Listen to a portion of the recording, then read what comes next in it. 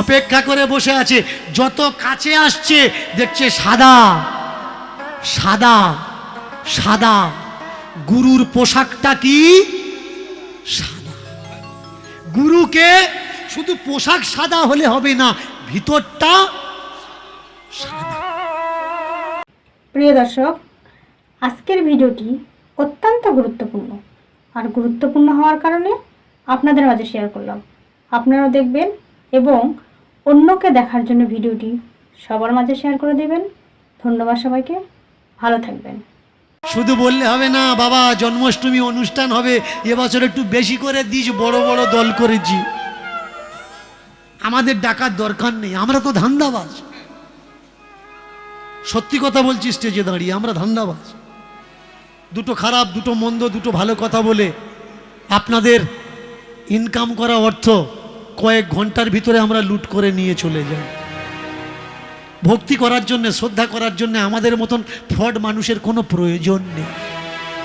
নিজেকে তৈরি করুন, নিজেকে তৈরি করবেন, আমাদের মতো মানুষের দরকার হবে না। আর যতদিন নিজেকে তৈরি করতে পারবেন না, ততদিন আমাদের মতন ফ্রডেরা চলে আসবে, আপনার ব্যাংকের অ্যাকাউন্টটা খালি করে দেখবে। সাধু সাবধান, গুরু থাকবে বসে, গাছের ফল গাছে থাকবে, বৃন্ত যাবে খসে। গুরু মহান হয় না, মহান শিষ্য হয়। আর শিষ্য যদি মহান হয়, তার নামে গুরুদেবের নাম হয়ে যায়। কে চিন্ত রামকৃষ্ণকে যদি নরেন না আসত? কে চিন্ত পরশুরামকে যদি ভীষ্ম না জন্মাত? তাহলে কে চেনায় গুরুকে? গুরু গুরুকে চেনায়? গুরু গুরুকে চেনায় না, শিষ্য গুরুকে চেনায়। শিষ্য যদি যোগ্যবান হয়, শিষ্যের জয় গুরুর চোখের জল এনে দেয়। পরশুরাম আর ভীষ্মর যুদ্ধে যখন পরশুরাম হেরে গেল, পরশুরাম দাঁড়িয়ে কাঁদছে। অম্বা বললে, হে গুরুদেব, তাহলে আমার মনোবাসনা আর কি পূর্ণ হবে না? বললে, দেখ, যদি আমি জিততাম তবু আমি জিততাম, আর আজকের আমি হেরেছি, আমি হেরেও জিতে গেছি। কেন জানিস? আমি হেরে গিয়ে আমি হারিনি। আমার শিষ্য আমায় বুঝিয়ে দিলে, আমার দেওয়া বিদ্যা, এ বিদ্যা সাধারণ না, জগৎ জয় করতে পারে। গুরু শিষ্যের যুদ্ধে যদি শিষ্য পরাস্ত হয়, যে সদ্গুরু, মুখে হাসিও থাকে, চোখে জলও থাকে। গুরুদেব সর্বদা শিষ্যের মঙ্গল কামনা করে। পরশুরাম বাণ যোজনা করেছে, কিন্তু বাণ ছাড়ার পরে বুকে হাত দিয়ে বলেছে যে আমার শিষ্যের যেন না লাগে। কেন? ছেলেটাও ছেলে, শিষ্যটাও ছেলে। কোনো বাবা কখনো চায় না তার ছেলের মঙ্গল হোক, অমঙ্গল হোক। তেমনি কোনো গুরুদেব কখনো চায় না তার শিষ্যের অমঙ্গল হোক। তাই গুরুদেবের শুধু বাইরেরটা সাদা থাকলে হবে না, ভিতরেরটা সাদা থাকতে হবে। যত কাছে আসছে দেখছে শুধু বাইরেরটা সাদা না, ভিতরটাও সাদা। করো জোর করে ডাকছে, এদিকে আসুন, এদিকে আসুন না, এই গাছের ছায়ায় একটু আসুন, বসুন, আমার কাছে এগিয়ে আসুন। যেই বলা, সম্মুখের মানুষটা বলে উঠলে, আমায় ডাকছ? বলে, হ্যাঁ গো হ্যাঁ, আপনাকে ডাকছি, এদিকে আসুন। পায়ে পায়ে পায়ে পায়ে যখন কাছে এসেছে, করো জোর করে বলছে, যার লাগি এতদিন চেয়ে আছি বসে, তুমি কি সেই নাকি কল্পনা? তুমি কি বাস্তব নাকি সত্য না? আমার গায়ে একটা চিমটি দাও দেখি, আমি ঘুমিয়ে তো নেই, নাকি চেতন হয়ে আছি এই পৃথিবীতে। প্রয়াস, আগে আপনি আমার গায়ে একটা চিমটি দিয়ে দেখুন, আমি দেখি আমি ঘুমিয়ে পড়িনি তো, আমি স্বপ্ন দেখছি না তো, যে আমার সামনে আজকের কেউ না কেউ এসেছে, এসেই চিমটি দিলে তাহলে মনে হয় আমি স্বপ্ন দেখছি না, আমি চেতন আছি, জেগে আছি। ওগো, তুমি কি আমার গুরু? তুমি কি আমার গুরু? গুরু মানে আমার বাবা বলেছিল, কল্পনাতেও গুরু আসতে পারে, স্বপ্নেতেও গুরু আসতে পারে, আবার বাস্তবেও আসতে পারে। তুমি কি আমার বাস্তব গুরু? দেখবেন কিছু কিছু মানুষের গুরু সাজার শখ হয়, আর সেই শখ শুধু তাকে নয়, তার শিষ্যের ভবিষ্যকেও চুরমার করে দেয়। কারণ অন্ধ মানুষ নিজেও ডোবে, আর একজনকেও নিয়ে ডোবে। যদি সে দেখতে না পায়, জানবে কি করে সীমানা কোন দিকে আর নদীর পাড়টা কোন দিকে, মোহনা কোন দিকে আর স্থল কোন দিকে? এর জন্য গুরুর জ্ঞান চোখটা হওয়া বড় জরুরি। বলে হ্যাঁ গুরু? বলে হ্যাঁ আমি গুরু। আসছিস কোত্থেকে? দেবভূমি থেকে আসছি। দেবভূমি মিন্স বৃন্দাবন, বৃন্দাবন থেকে আমি আসছি। চমৎকার। তাহলে এই যে আপনার কাঁধে যে ঝুলিটা আছে, এই ঝুলির মধ্যে কি আছে? কাঁধে কি আছে? ঝুলি আছে। আর ঝুলির মধ্যে কি আছে? বললে ভগবান আছে। একটা কাজ করবেন, আমি আমার বাবার মন্দিরে একটা ভগবান দেখেছি, আর আপনার ঝুলিতে একটা ভগবান আছে, একটু বের করে আমাকে দেখাবেন যে আপনার ভগবানটা দেখতে কেমন, একটু দেখি। এবার বাবাজি, অনেকে সাধারণ মানুষ ভাবতো, গা ফোলাচ্ছে, আমি আজকের থেকে গুরুজি হয়েছি।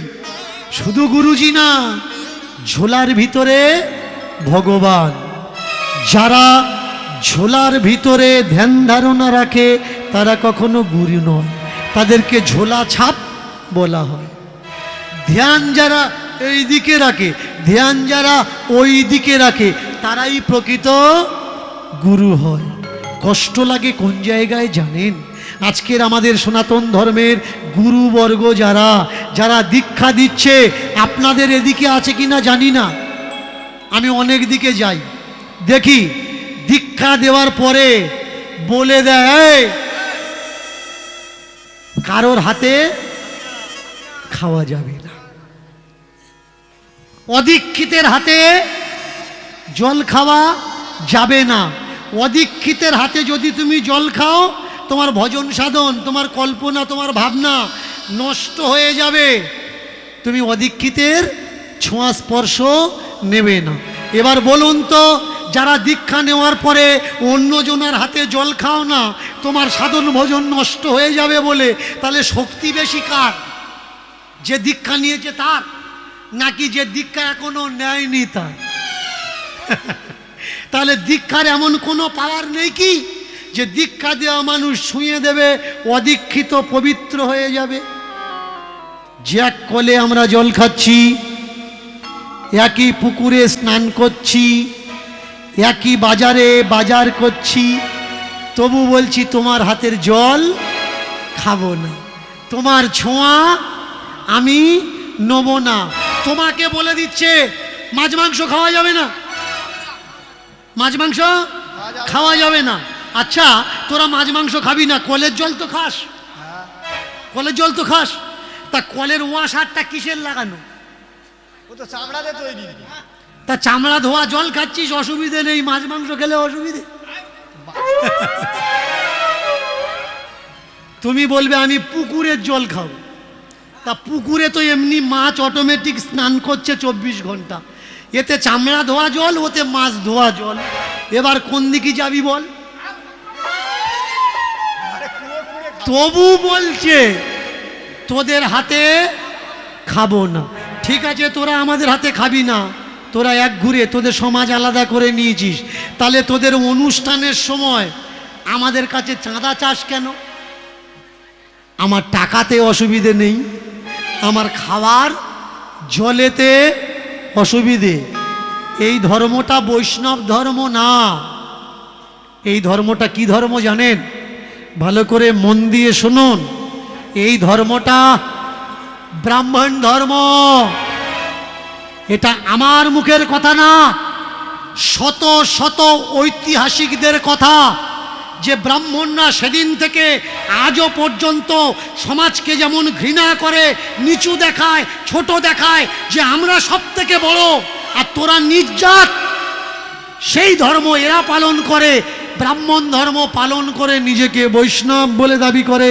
আমার সঙ্গে কয়েকজন আর বসাবসি হয়েছে, বসাবসি হয়নি এমন কোনো বিষয় নয়, বসাবসি হয়েছে। এই সেদিন মেদিনীপুরের আসর, ওই আসরে অনেকজন এসেছিলেন, আমাকে আসরে ঘেরোয়া করেছিলেন।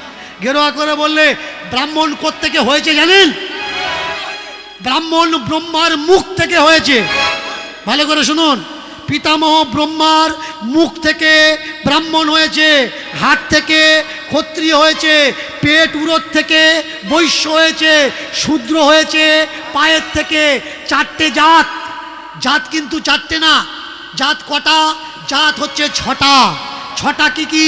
ব্রাহ্মণ, ক্ষত্রিয়, বৈশ্য, শূদ্র, অনুত্তেজ আর নারী। এই হলো ছটা জাত। এই ছয় জাতকে এরা চার জাত বলে দিয়েছে। এইবার ব্রাহ্মণকে যে মুখের থেকে হয়েছে, ব্রাহ্মণ মুখের থেকে যদি হয় তাহলে ব্রাহ্মণ বড় হলো, পায়ের থেকে যে জন্মেছে সে ছোট। এবার বলুন, মুখের থেকে যদি চিবিয়ে কেউ রেখে দেয়, সেটা দামি না কমা দামি? সেটাকে কি বলে? এঁটো বলে, উচ্ছিষ্ট বলে। তাহলে মুখের থেকে যারা হলো ওরা তো এঁটো যন্ত্র, ওরা দামি কি করে হলো? মুখের থেকে বেরিয়েছিস মানে তো এঁটো। অসুবিধে হলে বলবে, কেমন? এরকম দেবো না, একটু বেশি দেবো?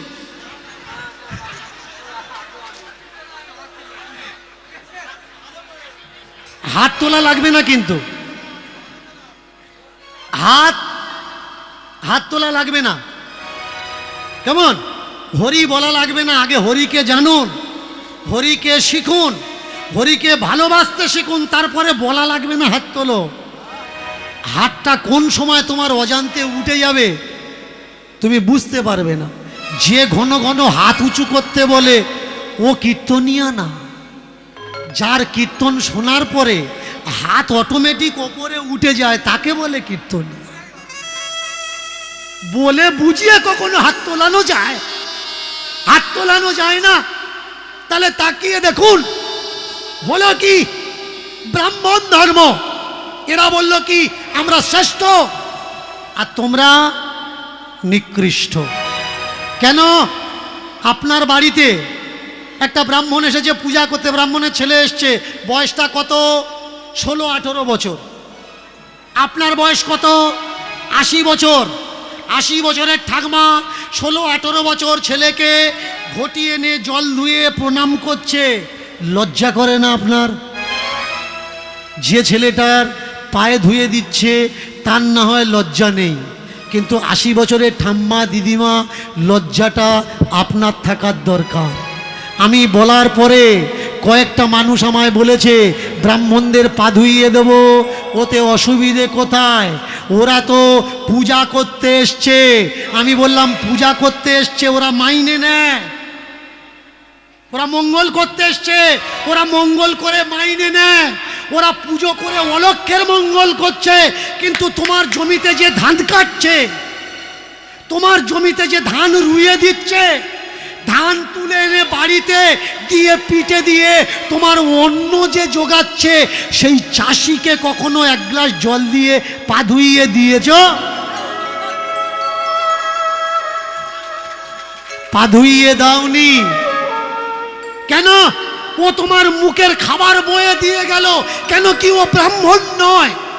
সব থেকে বড় জাত কোনটা? ব্রাহ্মণ যদি বড় জাত হবে, যে কোনো কাজ আপনি করতে যাবেন, পূজায় বসতে যাবেন, শ্রাদ্ধে বসতে যাবেন, যজ্ঞে বসতে যাবেন, শৌচ অশৌচ কাজ করতে যাবেন, এরা প্রথমে কি বলে? আগে নখ চেনে আয়, আগে নখ চেনে আয়। নখ না ছাড়লে পূজায় বসতে পারবি না। আর ওদিকে কালো একটা ময়লা কাপড় পরে, এখন তো আর খুন নেই, বিলেন নিয়ে দাঁড়িয়ে আছে, আয় চেষে দিয়ে আয়। কারণ আমরা নিয়ম মানিয়ে ফেলেছি, যেতে হবে, চেঁচে দিলে তবে আপনি শুদ্ধ হবেন, তা না হলে নয়। তাহলে যে চেঁচে দিলে আপনি শুদ্ধ হবে, তারপরে ব্রাহ্মণ পূজা করবে। তাহলে সব থেকে বড় কে হলো? যে পূজা করলো না যে চেঁচে দিল? যে চেঁচে দিল। বলুন তো, নাপ্তেরা প্রামাণিকরা যখন বাড়িতে আসেন, কটা প্রামাণিকের পা ধুইয়ে দেন? ও তো ছুঁলে চান করতে হবে। এই নখ চেনেছিস, চান করেছিস কেন? না, প্রামাণিক নিজ জাত। তাহলে দেখবেন কিছু কিছু ঠাম্মা দিদিমাকে বলতে শুনবেন, নাতিকে বিয়ে দিয়েছে, ছেলেকে বিয়ে দিয়েছে, জিজ্ঞাসা করুন, ও দিদি, ও বৌদি, ও ঠাম্মা, নাত বউটা কিরকম হলো, বৌমাটা কেমন হলো? বললে আর বলিস না, ও যেরকম নাচাচ্ছে আমার নাত বউ, আমার বৌমা সেরকম নাচছে। তার মানে বৌমার নাচুনিতে ছেলে নাচছে, নাতি নাচছে, নাত বউ নাচাচ্ছে, নাতি নাচছে, বৌমা নাচাচ্ছে, ছেলে নাচছে। তাহলে বড় কে, বৌমা না ছেলে? বৌমা সব থেকে বড়, কারণ বৌমা যা বলছে, বৌমার কথায় উঠছে আর বসছে। তাহলে ওই ছেলের কর্তাকে, ওই ছেলের কর্তা হচ্ছে তার বউ, অন্য কেউ নয়। তাহলে বাবা, দুর্গা পূজার সময় তোমরা যখন আরতি করো, তোমাকে কে নাচাচ্ছে? মুচির ছেলে নাচাচ্ছে, তুমি নাচছো। সংসারে যদি বৌমা নাচায়, ছেলে যদি ছোট হয়, বৌমা যদি বড় হয়, দুর্গা পূজার সময় মুচির তালে নাচছে কে? ঠাকুর মশাই। তাহলে ঠাকুর মশাই বড় না মুচি বড়? কে বড়? ঠাকুর মশাই এসছে, পা ধুইয়ে দাও, জল নিয়ে এসো। মুচি যখন ঢাক নিয়ে আসে, ঢাকির পা ধোয়াও? কেন নয় ভাই, কেন নয়? কারণ মুচি, আরে মুচি নয়, মুচি। আগে বোঝা লাগবে কে বড় জাত। যে মানুষকে ভালোবাসতে জানে না, সে হচ্ছে নিজ জাত। আর যে মানুষকে নিচু বানায়, সে বড় জাত না, ও হচ্ছে বজ্জাত। ও বজ্জাত। সবার উপরে বেদ সব থেকে বড়। বেদ যদি বড় হয়, বেদে লেখা আছে কর্মই শ্রেষ্ঠ, কর্ম গুণে গুণ বিচার হয়। চতুর্গুণ মায়া সৃষ্টম গুণ কর্ম বিভাগস্য। বড়কে কর্ম গুণে মানুষের বিবেচনা করা হয়। গীতাতেও ভগবান শ্রীকৃষ্ণ বললেন, কর্ম দ্বারাই মানুষ চিহ্নিত করা হয়। যদি কেউ পূজা পাঠ করে সে ব্রাহ্মণ, যদি কেউ যুদ্ধ করে সে ক্ষত্রিয়, কিন্তু যদি কেউ চাষাবাদের কাজ করে সে বৈশ্য, ব্যবসা বাণিজ্য করে সে বৈশ্য, আর যে পালকি বয়, জোগাড়ে তাগাড়া করে, সে হলো শূদ্র। তাই বলে এই নয় যে শূদ্রের ছেলে কখনো ব্রাহ্মণ হতে পারবে না। তাকিয়ে দেখুন, বিশ্বামিত্রকে ক্ষত্রিয়, ব্রাহ্মণ হয়েছে না কেন?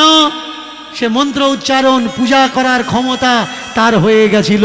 তাহলে কর্মগুণে যদি তার নাম হয়, যদি কোনো ব্রাহ্মণের ছেলে ব্যবসা করছে, সে বৈশ্য না হয়ে ব্রাহ্মণ কি করে হয়? আগে বোঝা লাগবে। যদি কোনো ব্রাহ্মণের ছেলে মিলিটারিতে চাকরি করছে, মানে যুদ্ধ করছে, তাহলে সে ক্ষত্রিয় না হয়ে ব্রাহ্মণ কি করে হয়? বিচার আপনাদের কাছে ভাই। আমি তো শুধু বলতে পারি, বলতে এসেছি। সমাজকে জাগরণ তো আপনারাই করবেন, কারণ আপনারা ছোট্ট ছোট্ট প্রদীপ, ছোট্ট ছোট্ট আলো। আমি একটা আলো জ্বালাতে এসেছি। যদি একটা আলো আপনাদের এই চন্দনেশ্বরে আমি জ্বালাতে পারি, কালকের কি হবে জানেন? ভালো করে মন দিয়ে শুনুন।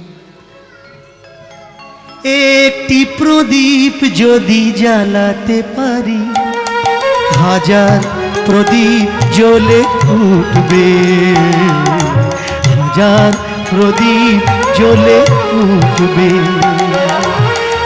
একটি প্রদীপ যদি জ্বালাতে পারি, হাজার প্রদীপ জ্বলে উঠবে, হাজার প্রদীপ জ্বলে উঠবে। একটি প্রদীপ যদি জ্বালাতে পারি, হাজার প্রদীপ জ্বলে উঠবে, হাজার প্রদীপ জ্বলে উঠবে। একটি মানুষ যদি জাগাতে পারি, একটি মানুষ যদি জ্বালাতে পারি, একটি মানুষ যদি জাগাতে পারি, একটি মানুষ যদি জ্বালাতে পারি, হাজার মানুষ জেগে উঠবে। একটি প্রদীপ যদি জ্বালাতে পারি, হাজার প্রদীপ জ্বলে উঠবে, হাজার প্রদীপ উঠবে।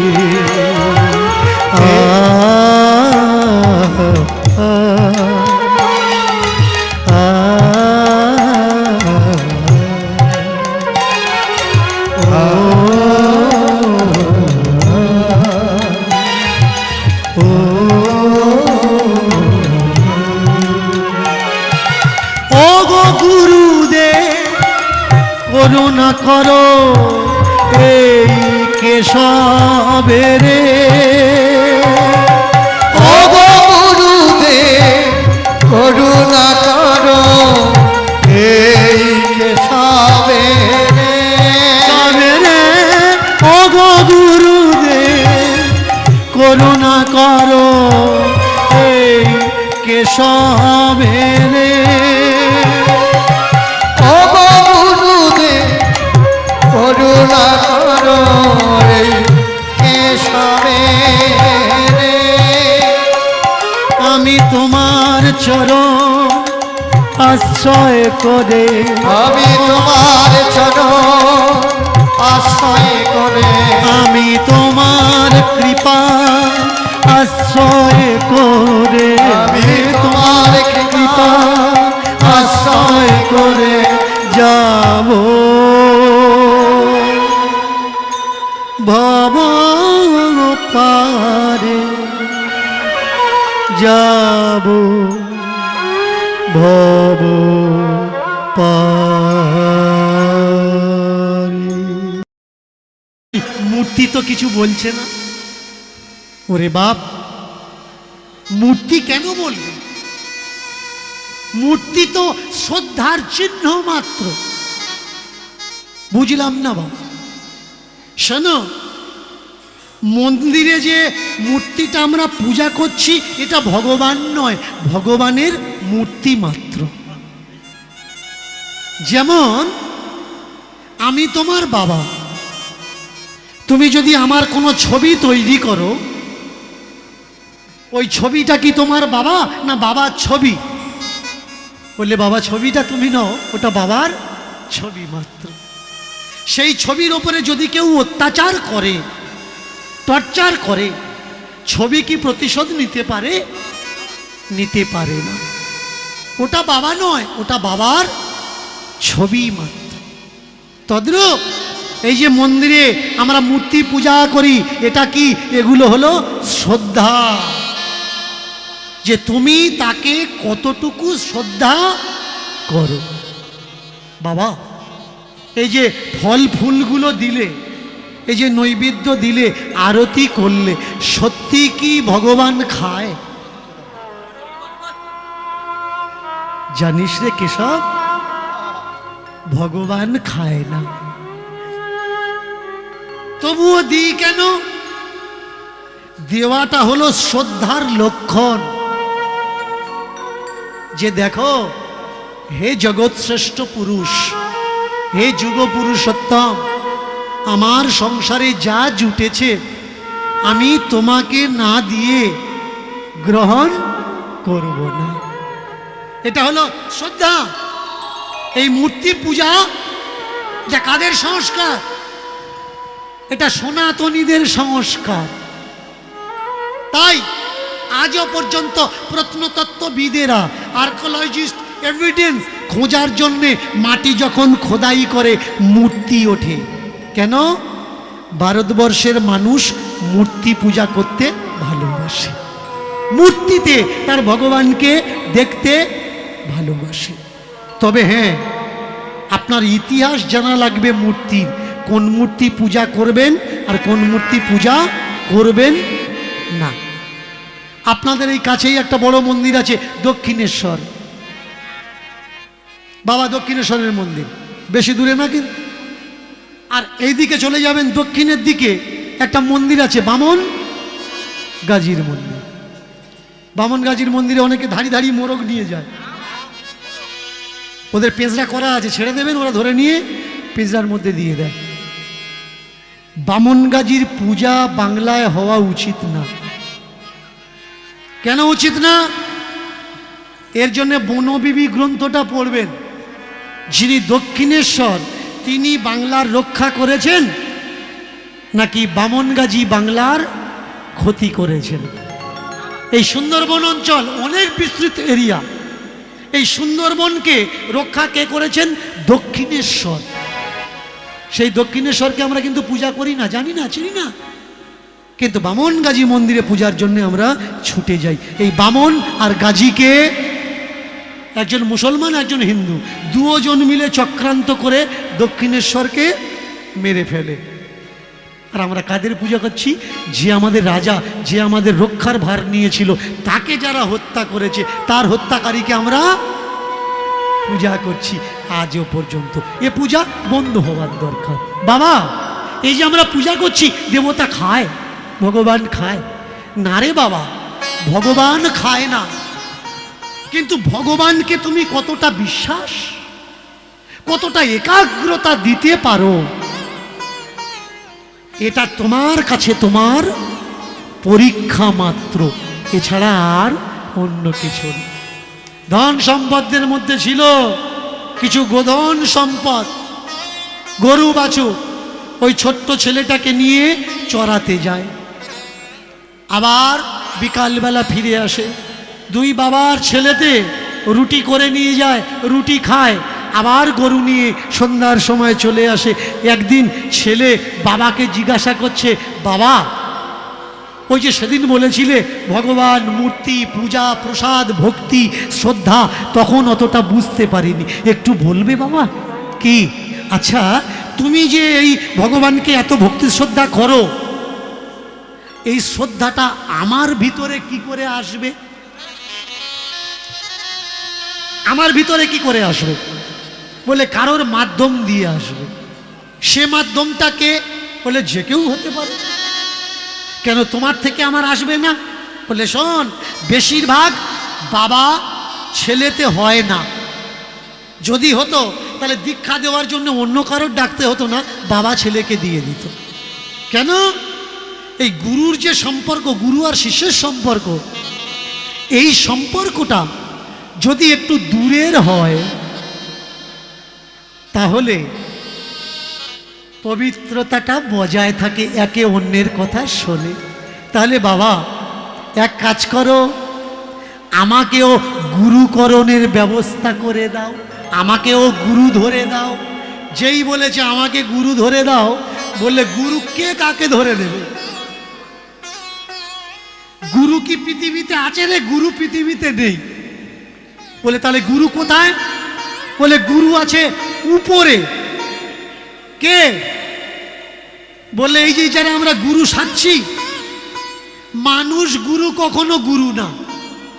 গুরুকে বলে শোনো, গুরু সেজো না, গুরু সেজো না, গুরু সে জ না।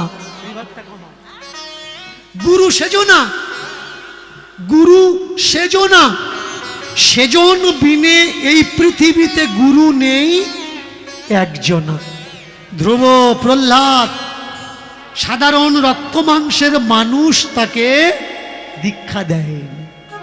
আগে ক্ষেত্র তৈরি করো, দীক্ষা দীক্ষা করলে হবে না। তুমি যদি তৈরি না হও, দীক্ষা নিয়েও তোমার কিছু হবে না। তুমি দীক্ষা নিয়েছ, মালা জপছ, তিলক সেবা করছ, কিন্তু বাটকারাতে মাল কম দিচ্ছ, ও দীক্ষা কোনো কাজে আসবে না। তুমি গুরুমন্ত্র নিয়েছ, গুরুমন্ত্র তিন সন্ধ্যা জপ করছো, কিন্তু বর্ষার সময় গিয়ে ঘুঁটুটা দেখে বলছো এত দূর আসলো কেন রে, ঘুঁটু ঠেলে দিচ্ছ, কেমন? তাহলে ও দীক্ষা কিন্তু কাজ হবে না। আগে নিজে তৈরি হও। কোনো মানুষ গুরুর থেকে দীক্ষা নিতে হবে না। স্বপ্নে দেখবে তোমার কাছে আসবে, এসে বলবে আরে নাম নিবি, নিয়ে নে না। গুরু গুরু করে পাগল হও, পাগল হওয়া লাগবে। একটা বাবা মা তার ছেলেকে কোন জায়গায় পড়াবে পাগল হয় না? এই দেখুন না, কদিন আগে আমি দেখছিলাম দামি দামি স্কুলের সামনে ভোরবেলা থেকে বাবা মারা গিয়ে লাইন দিয়ে দাঁড়িয়ে আছে। কেন? অ্যাডমিশন নেবে তাই। গুরু এমনি এমনি পাওয়া যায়? খুঁজতে হয়, অন্বেষণ করতে হয়, পাগল হয়ে যেতে হয়। দেখবে উপর থেকে তোমার ভিতরে আসবে। তোর কোথায় খোঁজা লাগবে না বাবা, ক্ষেত্র তৈরি কর। ও বাবা, উপর থেকে যদি না আসে তাহলে কোন দিন দেখবি তো সামনের থেকে চলে আসবে। হেঁটে হেঁটে তোর কাছেতে আসবে পায়ে পায়ে, হেঁটে হেঁটে তোর পায়ে আসবে পায়ে পায়ে, হেঁটে হেঁটে তোর কাছেতে আসবে পায়ে পায়ে, হেঁটে হেঁটে তোর পায়ে আসবে পায়ে পায়ে, হেঁটে হেঁটে হেঁটে হেঁটে হেঁটে হেঁটে হেঁটে হেঁটে হেঁটে তোর কাছেতে আসবে পায়ে পায়ে, হেঁটে হেঁটে তোর পায়ে আসবে পায়ে পায়ে। সেদিন নিশি চিনে খোকা, সেদিন নিশি চিনে সেদিন নিশি চিনে কথা, সেদিন নিশি খোকা রে, সেদিন নিশি চিনে খোকা, সেদিন নিশি চিনে, সেদিন নিশি চিনে খোকা, সেদিন নিশি চিনে, সেদিন যেন ভুল করিস না, সেদিন যেন ভুল করিস না, সেদিন যেন ভুল করিস না, সেদিন যেন ভুল করিস না, যেদিন তোর বাড়িতে আসবে সেদিন যেন ভুল করিস না, যেদিন তোর বাড়িতে আসবে সেদিন যেন ভুল করিস না, যেদিন তোর সামনে আসবে সেদিন যেন ভুল করিস না, যেদিন তোর সামনে আসবে সেদিন যেন ভুল করিস না, যেদিন তোর বাড়িতে আসবে, যেদিন তোর সামনে আসবে, যেদিন তোর বাড়িতে আসবে যেদিন তোর সামনে, যেদিন তোর বাড়িতে আসবে যেদিন তোর সামনে আসবে, যেদিন তোর বাড়িতে আসবে যেদিন তোর সামনে, যেদিন তোর বাড়িতে আসবে যেদিন তোর সামনে আসবে, যেদিন তোর বাড়িতে আসবে রে খোকা, সেদিন যেন তুই চিনতে ভুল করিস না, সেদিন তাকে তুই চিনে নিবি। আচ্ছা বাবা, মেনে চলো স্বপ্নে আসলো না, আমার সামনে আসলো আমার গুরু, যে আমার গুরুদেব, আমি চিনব কি করে এ আমার গুরু? বললে বিচারে,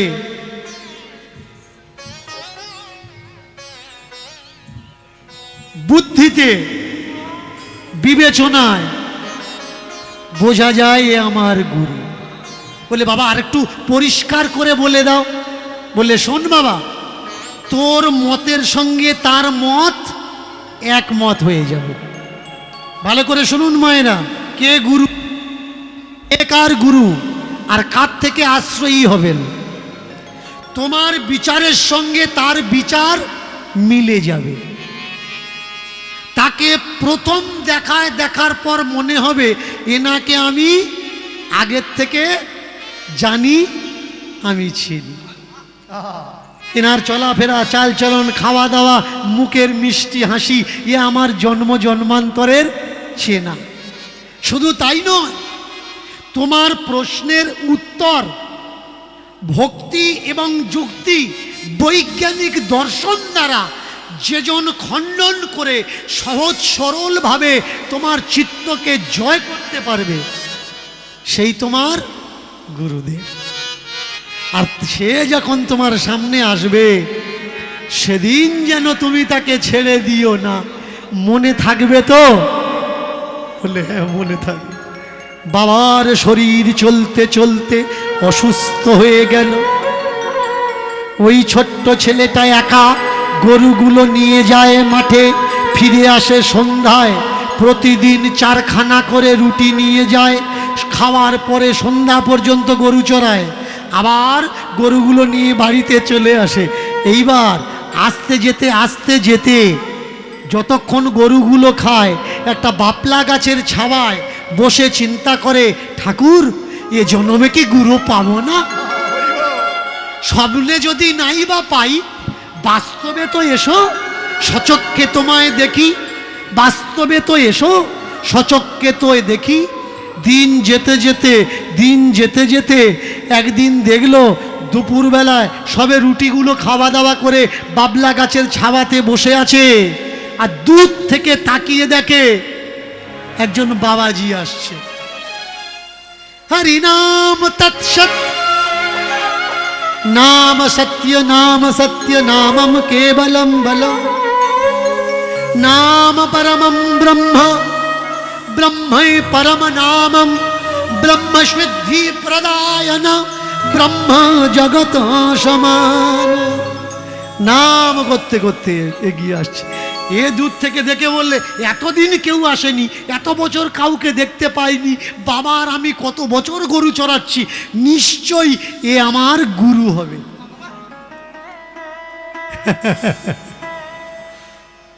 নিশ্চয়ই এ আমার গুরু হবে। আমার ডাকের ফলে এ আসছে আমার দেখা দেওয়ার জন্য। ওগো মনুষ্যরূপী গুরুদেব, দেখাও ওই ঝুলির ভিতরে যে ভগবান আছে, একটু দেখাও, একবারের জন্য দেখাও। বাচ্চাটার মুখের দিকে তাকিয়ে সদাচারী, নিষ্ঠাবান এবং শুদ্ধ সংস্কারী চেতা বলে মনে হলো। বাচ্চাটার এই মুখ দেখে আর থাকতে পারল না। ঝোলায় থেকে ভগবানটা বের করে বললে, এই দেখ খোকা, এটাই আমার ভগবান। এটা ভগবান? এ তো ছোট্ট গোল একটা পাথর। আমার বাবা যে ভগবানকে পূজা করে, তার হাত আছে, পা আছে, মাথা আছে, আর তুমি কি ভগবান পূজা করো? এর না আছে হাত, না আছে মাথা, না আছে পা। বললে, দেখ, তোর বাবার ভগবান আর এই ভগবান দুটো একই ভগবান, কিন্তু শুধু রূপটা আলাদা। বলে, রূপটা আলাদা মানে? বলে, দেখ, ভগবান মৎস্য অবতার হয়েছে, মানে মাছের রূপ। ভগবান কচ্ছপ অবতার হয়েছে, মানে কচ্ছপের রূপ। ভগবান নৃসিংহ অবতার হয়েছে, মানে নৃসিংহ রূপ। ভগবান বরাহ অবতার হয়েছে, মানে বরাহ রূপ। ভিন্ন ভিন্ন রূপ, কিন্তু ভগবান এক। তাহলে এটা কোন রূপ? বললে, এটা শিলা রূপ। আচ্ছা, তাহলে এর হাত পা আছে? বললে, হ্যাঁ। তোর ওপরে নির্ভর করবে। তোকে দেখে যদি এ ভালোবাসে, তাহলে এর হাত পা বেরোবে। আর তোকে যদি দেখে ভালো না বাসে, তাহলে এর হাত পা বেরোবে না। বলে, কিরকম? বলে, এই দেখ, কচ্ছপ দেখেছিস তো? কচ্ছপ? হ্যাঁ, দেখেছি। কি কচ্ছপ দেখেছ? কচ্ছপ কিন্তু সবসময় হাত পা বের করে না। আশেপাশে যখন মানুষ থাকে, তখন সে তার হাত পাগুলো ভেতরে, হাত মুন্ড ভেতরে ঢুকিয়ে নেয়। কিন্তু সে যখন নিজেকে নিরাপদ ভাবে সুরক্ষিতভাবে মেহসুসভাবে যে তাকে কেউ হানি করবে না, ক্ষতি করবে না, সেই সময় সে হাত পা বের করে। যেদিন এই ভগবান তোমাকে দেখে মনে করবে যে তোমার দ্বারা আমার কোনো হানি হবে না, ক্ষতি হবে না, সেদিন এই পাথর থেকে হাত পা বেরোবে।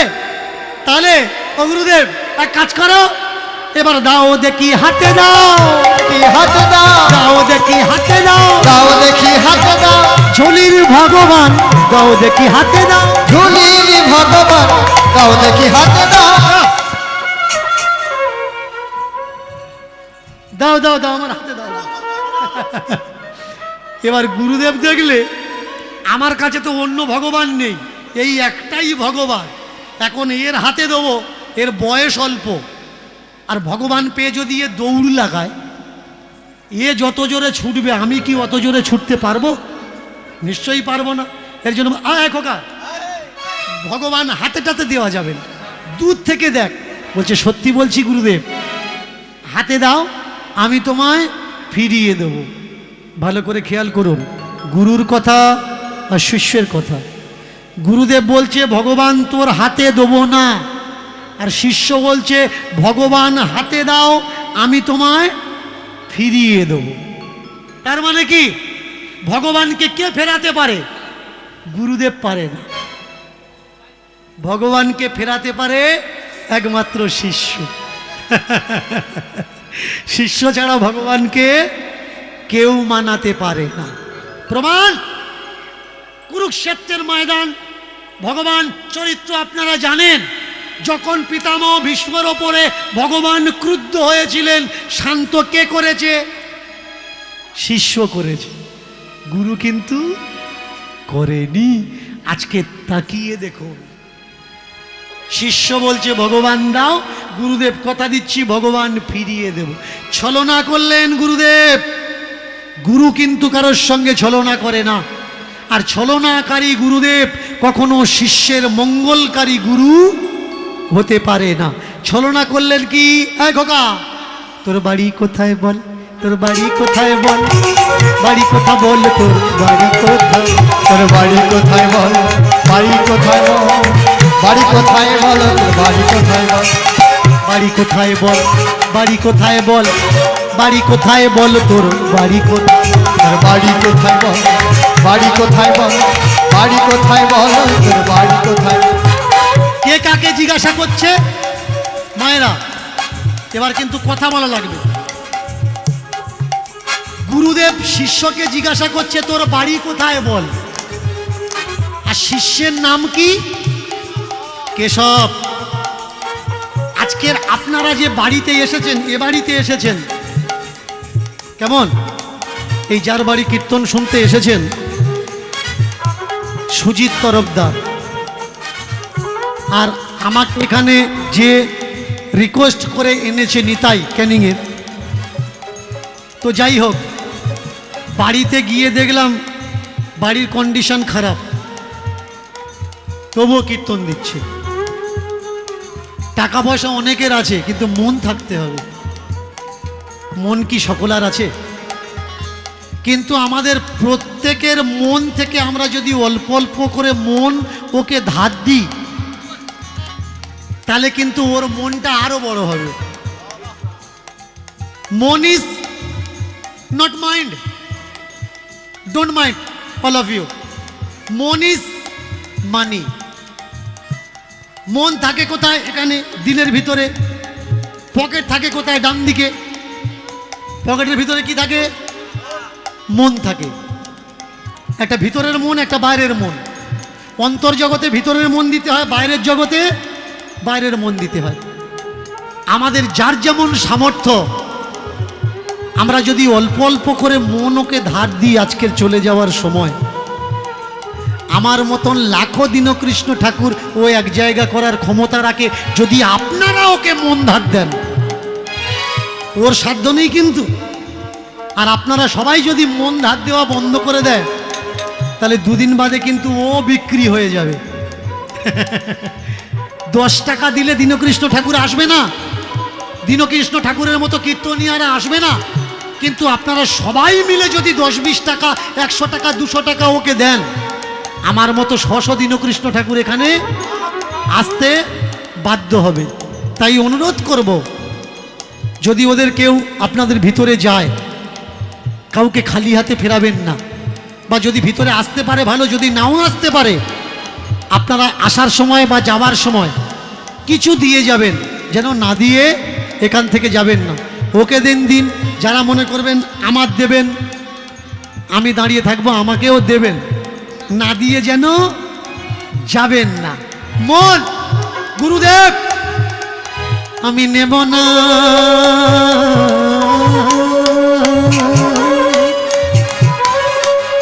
আমি দিয়ে দেব, আমি দিয়ে দেব, আমি দিয়ে দেব, দি দি দি দি দি দি দি দি দি দি দি দি দিয়ে দেব। দিয়ে, দিয়া মিন্স, দিয়া শব্দের অর্থ হলো প্রদীপ। দিয়া মানে প্রদীপ। গুরুদেব তুমি আমায় দাও, আমি প্রদীপ সম জ্ঞান প্রজ্বলিত করে তোমায় দিয়ে দেব।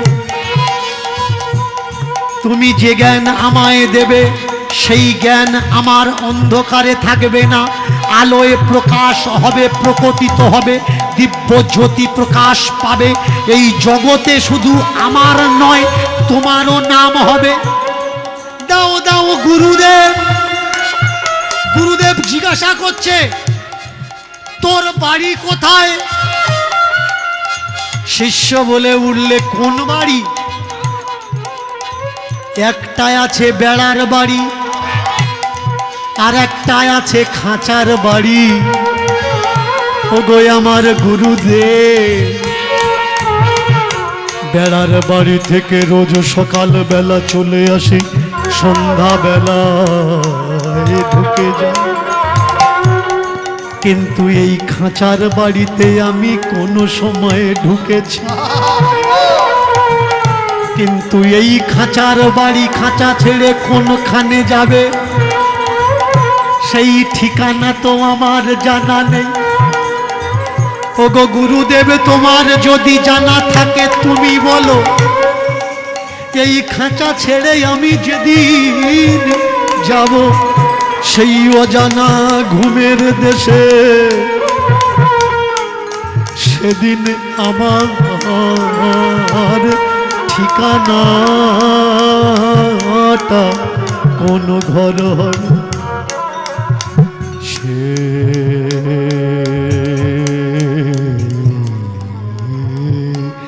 এই ঘর ছেড়ে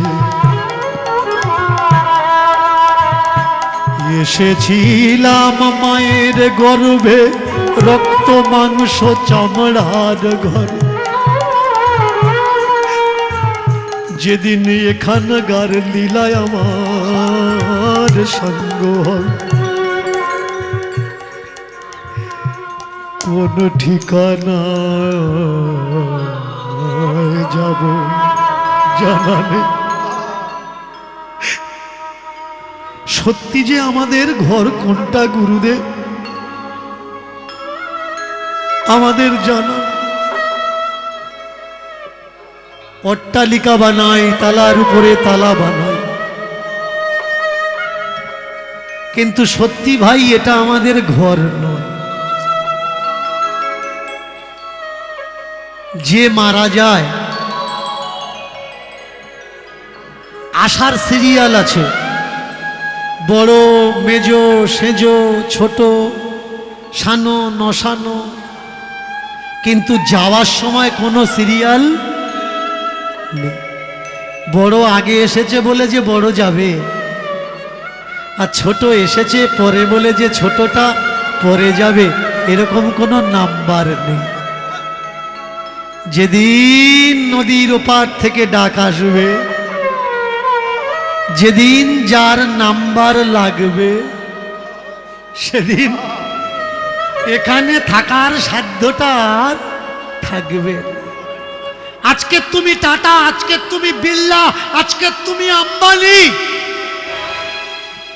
কিন্তু এই ঠিকানা ফেলে যেদিন সেই ঠিকানার জন্য ছুটবে, তোমার কোনো নাম থাকবে না, তোমার নাম হয়ে যাবে বডি, তোমার নাম হবে লাশ, তোমার নাম হবে মরা, তোমার আর কোনো নাম থাকবে না।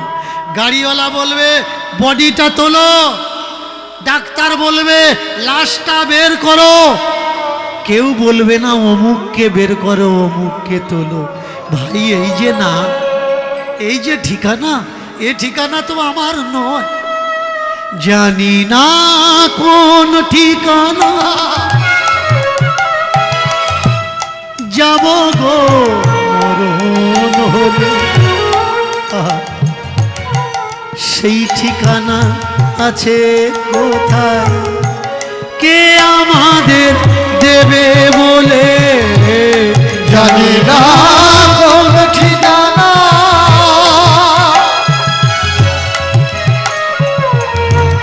যাব গো মরণ হলে, কে আমার দেবে বলো ঠিকানা দেবে বলে। সেই ঠিকানা যদি কারোর আছে জানা, দাও বলে ভাই, সেই ঠিকানা ছাড়া মানবের আর অন্য কোনো ঠিকানা না। বলে দাও হরি হরি বল, উলুধ্বনি উলুধ্বনি উলুধ্বনি।